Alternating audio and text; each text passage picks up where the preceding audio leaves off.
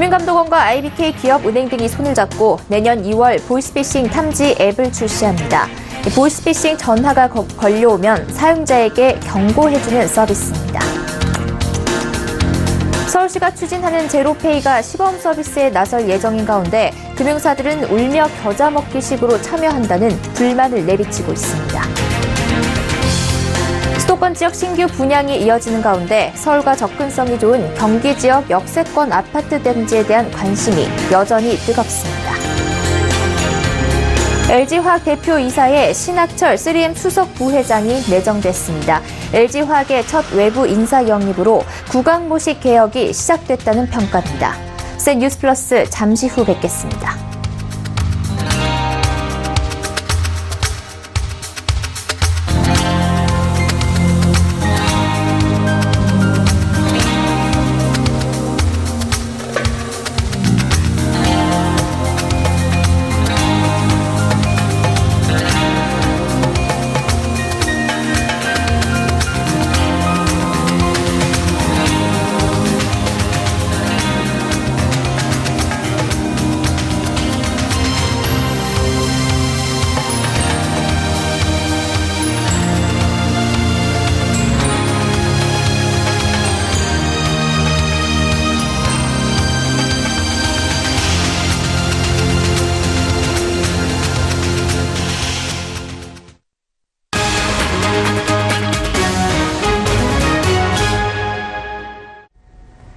시청자 여러분 안녕하십니까? 센 뉴스 플러스 양한나입니다.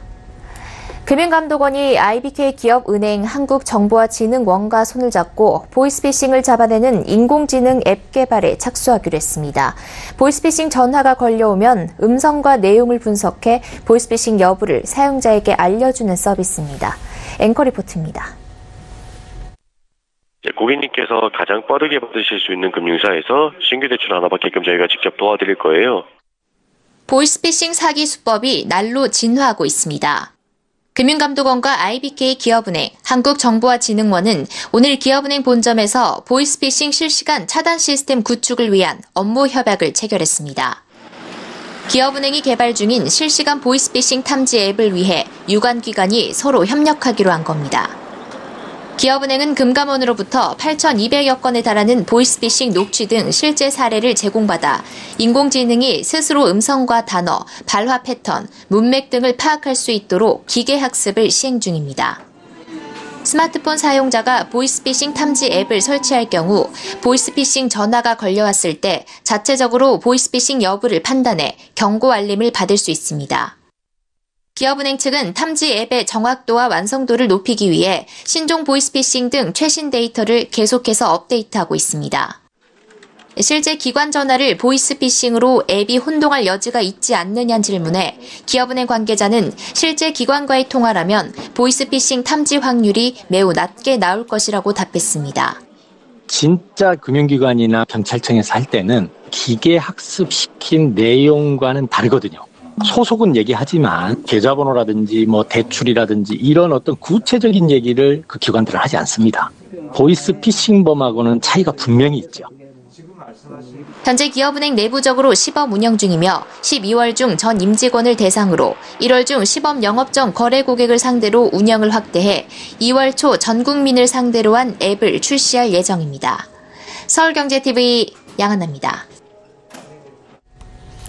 박원순 서울시장이 소상공인을 달래기 위해 준비한 제로페이가 연내 시범 서비스를 시작합니다. 참여 사업자 모집 결과 금융회사 18개 기관 그리고 전자금융업자 10개 기관이 의사를 밝혔습니다. 그런데 MOU까지 참여했던 몇몇 업체들이 빠졌고 확정된 수수료 혜택 구간에 대해서도 논란이 계속되고 있습니다. 이하라 기자입니다.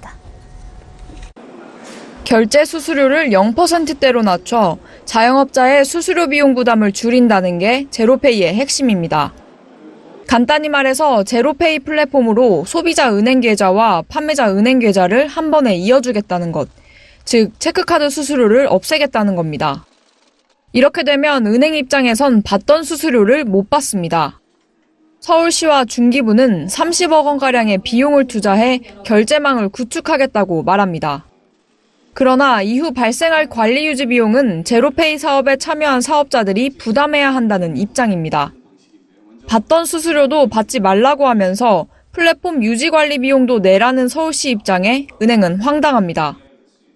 복수의 은행권 관계자들은 정부 주도 사업으로 밀어붙이니 울며 겨자 먹기로 들어간다며 당근 없고 채찍만 있는 정책이요 지나친 관치라고 입을 모았습니다.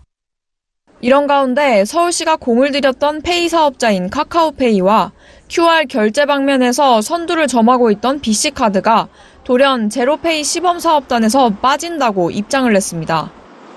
실익은 없는데 추가 비용만 발생한다는 겁니다. 협력과 연대의 힘이 오늘 이 자리에 저는 작동하고 있다고 생각합니다. 박원순 시장이 회심의 카드로 내놓은 제로페이. 금융사와 소비자 그리고 소상공인이 함께 협력해 상생하는 모델로 나아가기 위해선 아직 갈 길이 멀어 보입니다. 서울경제TV 이하라입니다. 지하철역과 가까운 역세권 아파트 단지는 분양시장에서 늘 좋은 성적표를 받아들였습니다. 최근 일과 삶의 균형을 뜻하는 워라밸의 가치가 중요해지면서 경기 지역에서도 서울 접근성이 좋은 역세권 아파트 단지에 대한 관심이 높아지고 있습니다. 유민호 기자입니다. 경기 화성시 병점동에 문을 연 한 모델하우스. HDC 현대산업개발과 롯데건설이 짓는 2,600여 가구 대단지 아파트입니다. 오픈 첫날부터 사람들이 몰리면서 오전에만 1,500여 명이 다녀갔습니다. 1호선 병점역과 450m 떨어진 역세권 단지다 보니 수요자의 관심이 높았던 것으로 풀이됩니다. 단지에서 도보 10분 거리에 1호선 병점역이 위치해 있으며 2020년 급행열차 운행 횟수가 2배로 증설될 예정으로 서울 신도림역까지 40분 이내에 도착할 수 있는 일과 삶의 균형을 뜻하는 워라밸의 가치가 갈수록 높아지는 상황.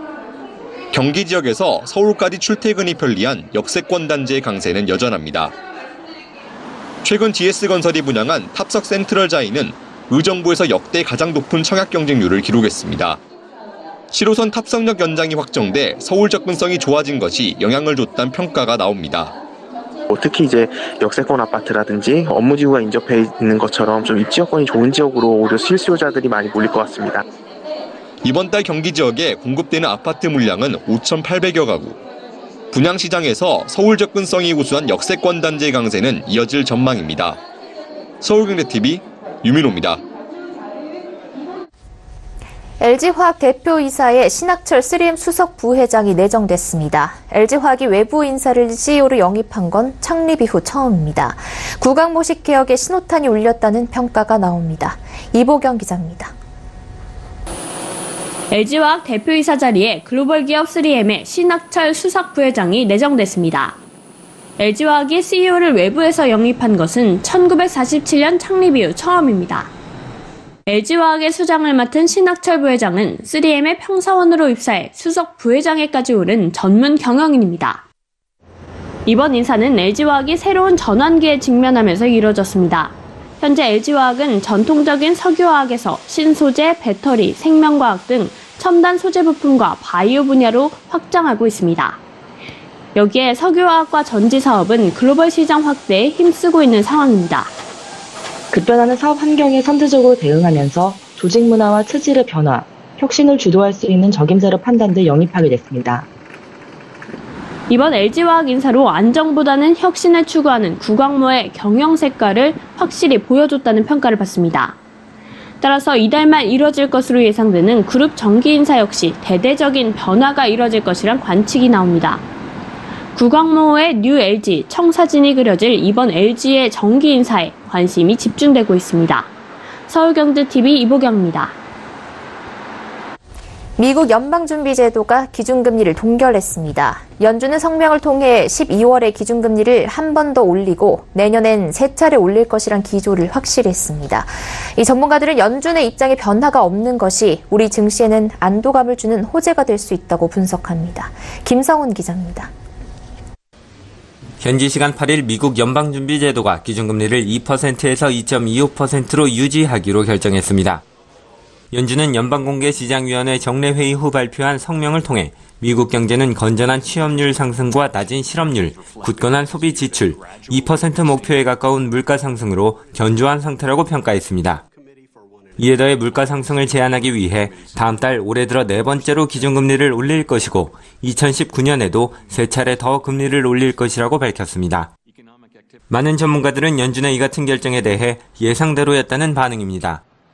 이베스트 투자증권은 갑자기 FOMC에서 금리 인상 기조가 약화된다면 미국 경기의 약화로 해석될 수밖에 없다며 별다를 것 없는 연준의 태도는 오히려 호재라고 분석했습니다.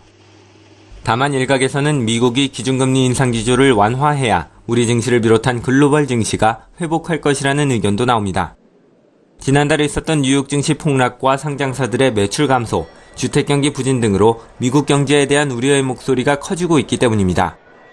기준금리 동결에 따라 불확실성이 해소됐음에도 S&P 500과 나스닥 지수가 소폭 하락하는 등 약세를 보이고 있다는 점도 미국 경제에 대한 의구심을 키우는 요인입니다.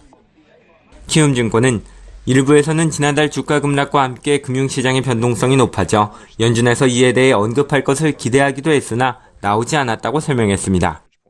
하지만 연준이 이번 성명에서 비록 미국이 주요 통상국과 무역전쟁을 벌이고 있고 기업 투자가 약화하며 주택시장이 주춤하고 있지만 연준은 경제 회복에 믿음을 갖고 있다고 강조한 바 있기 때문에 기준금리 기조가 바뀔 가능성은 낮다는 것이 전문가들의 의견입니다. 서울경제TV 김성훈입니다. 부산 해운대가 스타트업의 열정과 아이디어로 반짝이고 있습니다. 어제 개막한 2018 창업벤처 페스티벌이 이틀째를 맞았습니다. 오늘은 주커버그 미디어의 전 마케팅 이사 랜디 주커버그와 증강현실과 가상현실의 대표 주자로 불리는 에이미팩 등 거물급 인사들이 연사로 나섰습니다. 국내 스타트업과 소통하며 글로벌 기술 트렌드가 무엇인지 짚어보고 국내 스타트업이 나아가야 할 방향을 제시했습니다. 김혜영 기자입니다. 창업벤처 페스티벌이 한창인 부산 해운대. 교복을 입은 학생부터 예비 창업자, 이미 창업을 시작한 이들까지 수많은 청중이 자리를 빼곡히 채우며 열기를 더합니다. 특히 오늘은 국외 저명 인사가 출동해 눈길을 끌었습니다. And then advice for young founders. I think it's very important for founders to build a product with their customer in mind and to work with those customers and to choose customers that are really relevant and think of that customer as a team member, as actually part of their company. And in building those kinds of relationships, not only will they build a really valuable product, but they will build clients for life. 우선 VR과 AR 관련 서비스를 통합교육하는 미국의 VR AR 협회의 의장을 맡고 있는 에이미팩이 연사로 나섰습니다. 4차 산업혁명 시대 핵심 산업으로 떠오른 VR과 AR의 중요성을 강조하고 자신의 경험을 바탕으로 한국 스타트업이 성장하기 위한 조언을 아낌없이 나눴습니다. 그는 자이언트 스텝과 네비웍스 등 한국 스타트업의 우수함을 언급하며 자신들이 가진 강점을 파악해 협업을 통한 글로벌 시장을 타깃으로 기업 가치를 적극적으로 마케팅해야 한다고 조언했습니다. 또 페이스북 창업자인 마크 주커버그의 누나이자 페이스북에서 마케팅 이사를 역임한 주커버그 미디어의 랜디 주커버그도 부산 땅을 밟았습니다. 그는 제품 혹은 아이디어의 희소성을 바탕으로 각 기업은 고유의 브랜드 가치를 최우선을 둬야 한다며 기업가 정신을 강조했습니다. 서울경제TV 김혜영입니다.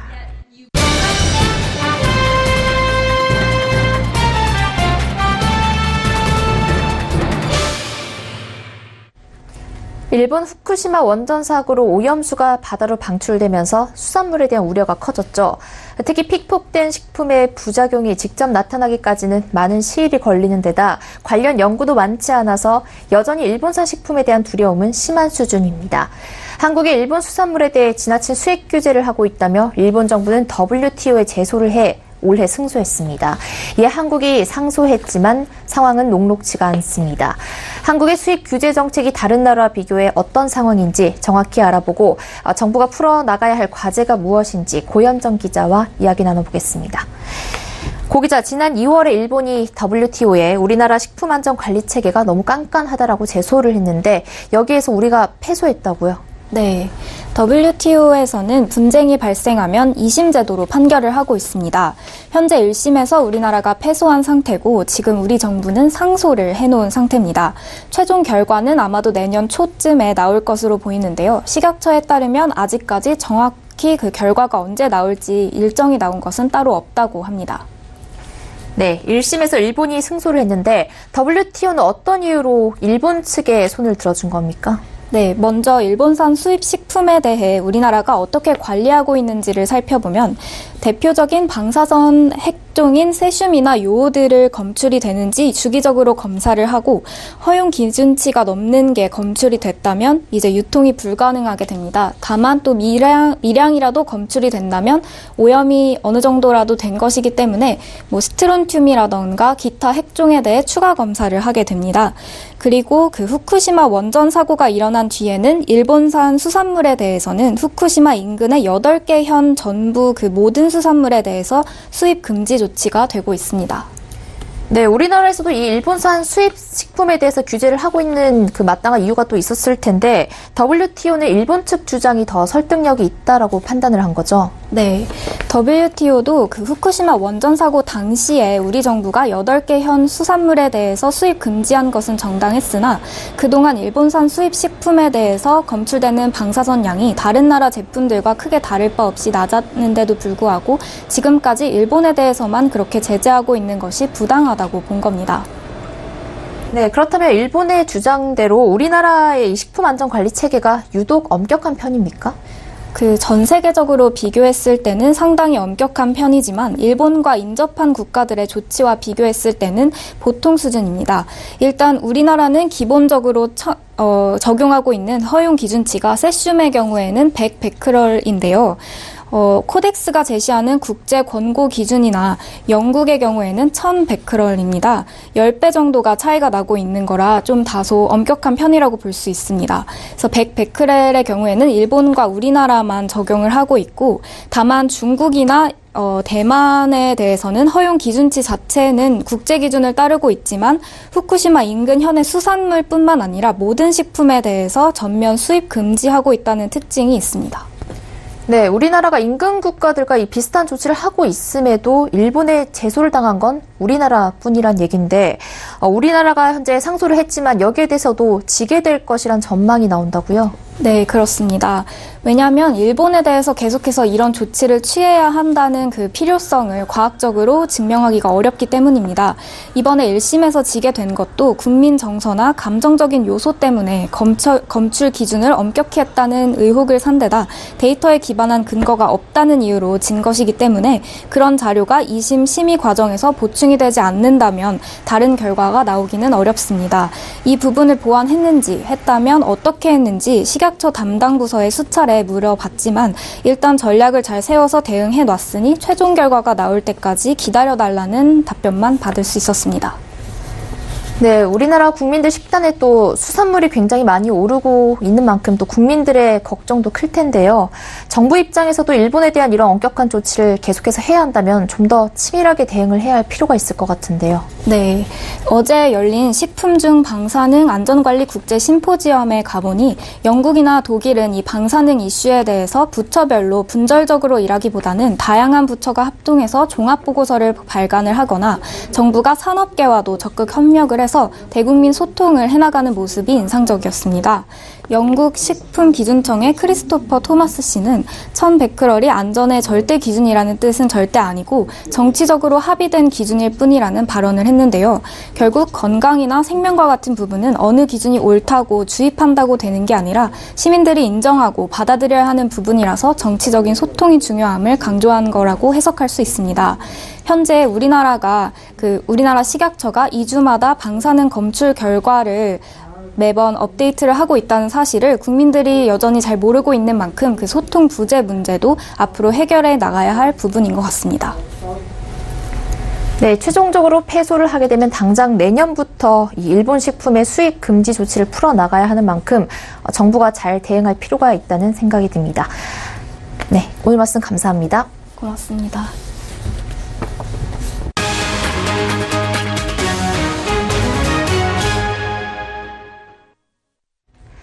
문재인 대통령이 오늘 김동연 부총리 겸 기획재정부 장관과 장하성 청와대 정책실장에 대한 동시 교체 카드를 꺼내들었습니다.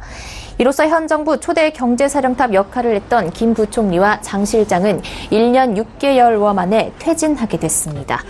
김 부총리와 장 실장이 한꺼번에 교체된 건 가시적인 효과를 내지 못하는 경제 현실을 고려한 쇄신의 의미를 지니는 것으로 풀이됩니다. 두 사람이 경제정책을 놓고 이딴 엇박자를 노출해왔던 점에서 사실상 문책성 인사라는 분석도 제기됩니다. 문 대통령은 이날 김 부총리 후임에 경제부처 관료 출신인 홍남기 국무조정실장을 내정하고 장 실장 후임에 김수현 청와대 사회수석을 임명했다고 윤영찬 청와대 국민소통수석이 브리핑에서 밝혔습니다. 김동연 부총리 겸 기획재정부 장관은 오늘 남아있는 골든타임 동안 기재부가 경제 컨트롤 타워로서 제 역할을 다해달라고 주문했습니다. 그는 또 부총리 임기 마지막까지 최선을 다해 직무를 수행하는 것이 공직자의 도리라는 점을 밝히면서 국회에 제출한 예산안과 세법 개정안 등 예산 부수 법안을 책임지고 마무리할 수 있도록 철저한 준비를 당부했습니다. 문재인 대통령이 제일 염려되는 건 정부가 하는 소득 주도 성장과 혁신 성장, 공정 경제가 기존의 경제 질서나 현상을 바꾸려는 것이기에 기존 환경에 익숙한 기업 입장에서는 뭔가 좀 억압하거나 불편하게 만드는 게 아니냐는 식의 의문을 가질까 두렵다고 밝혔다고 김의겸 청와대 대변인이 서면 브리핑에서 전했습니다. 문재인 대통령이 오늘 서울 코엑스에서 열린 공정경제 전략회의에 참석해 혁신을 가로막는 규제를 없애버림으로써 기업이 자율적으로 혁신 활동을 할 수 있는 것처럼 공정경제도 기업이 자유롭게 활동하거나 그 활동을 하며 상생을 발휘하거나 혁신할 수 있는 환경을 만들어주자는 것이라는 뜻을 밝히며 이같이 말했습니다. 이어 문 대통령은 소득 주도 성장과 혁신 성장, 공정 경제, 뭐가 더 중요하다고 가릴 수 없을 정도로 세 가지 모두 중요하다며 특히 공정 경제는 그 자체로도 중요하지만 혁신 성장을 이룰 수 있는 하나의 토대가 되기도 한다고 언급했습니다. 날씨가 많이 쌀쌀해졌습니다. 이렇게 추운 겨울이 다가올수록 어려운 이웃을 돕기 위한 따뜻한 손길이 더 필요해지는데요. 하나금융그룹이 오늘 소외계층에 전달하기 위한 사랑의 김장 담그기 행사를 진행했습니다. 11,111포기의 김장으로 온기를 전하는 모습을 영상으로 담아왔습니다. 대표님들과 다른 분들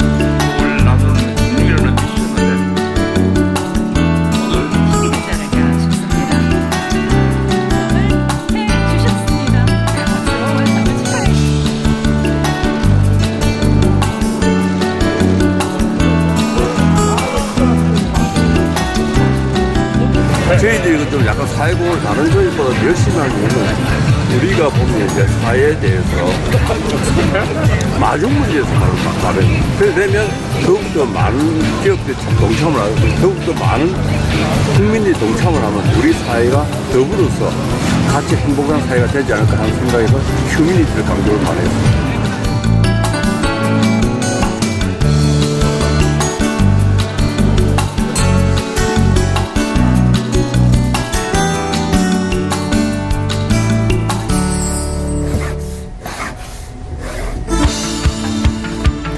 오늘 오전 5시쯤 서울 종로구 관수동 청계천 인근 9길고시원에서 일어난 불로 7명이 사망하고 11명이 다쳤습니다. 거주자는 대부분 생계형 일용직 노동자라고 소방당국은 전했습니다. 사상자 연령대는 40대에서 60대까지로 파악됩니다. 정부가 일자리 창출과 환경보호, 장애인 복지 등 사회적 가치를 추구하는 사회적 기업을 적극 육성해 2022년까지 10만 개의 일자리를 만들어내기로 했습니다. 옛 노량진 수산시장 철거를 두고 수협과 구시장 상인들의 대치가 계속되는 가운데 수협이 상인 측 문제 제기에 대해 근거가 없다고 반박했습니다. 구시장 상인들은 이날 신시장 입주 마감을 앞두고 과반이 신시장 입주를 신청했습니다. 니키 헬리 유엔 주재 미국 대사는 현지 시간으로 8일 북미 고위급 회담의 연기와 관련해 우리는 기본적으로 북한이 준비되지 않았기 때문에 회담을 연기한 것으로 보고 있다고 말했습니다. 이어 폼페이오 장관은 뉴욕에 올 준비가 돼 있었다면서 우리는 계속 대화할 준비가 돼 있으며 어떤 문제가 있다고 생각하지는 않는다고 말했습니다.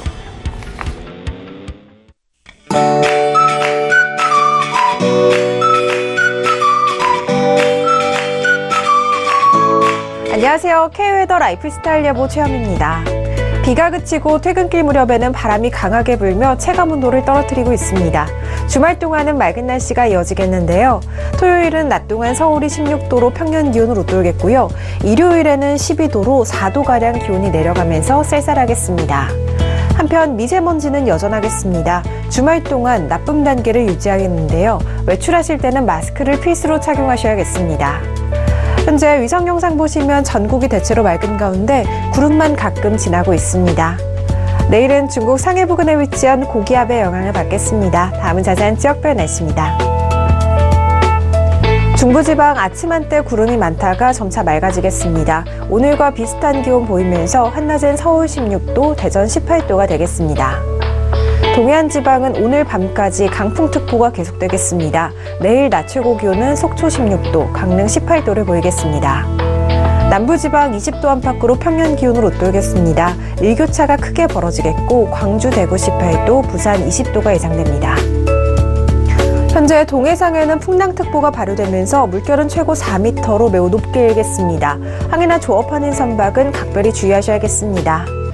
다음 주부터는 아침 기온이 예년 이맘때보다 낮아지겠고요. 일교차도 크게 벌어질 전망입니다. 날씨였습니다. 센 뉴스 플러스 여기까지입니다. 시청해주신 여러분 고맙습니다.